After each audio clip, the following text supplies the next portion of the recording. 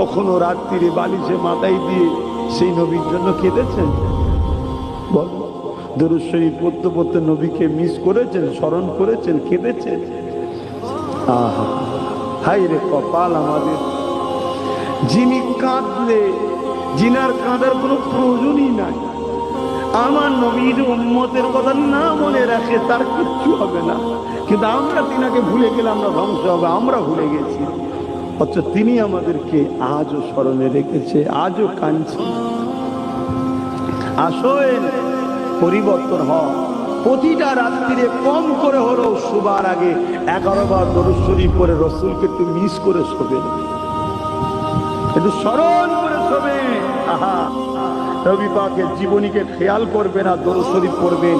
কত কষ্ট না আমার রসুল করেছে, গাছের পাতাতে আমার নবী জীবন যাপন করেছে, জানেন না? কি গো, জানেন তো নাকি? কি জন্য? গাড়ি বাড়ি করার জন্য নাকি? হ্যাঁ, শুধু তোমাকে আমাকে জান্নাতের রাস্তা দেখাবার জন্য।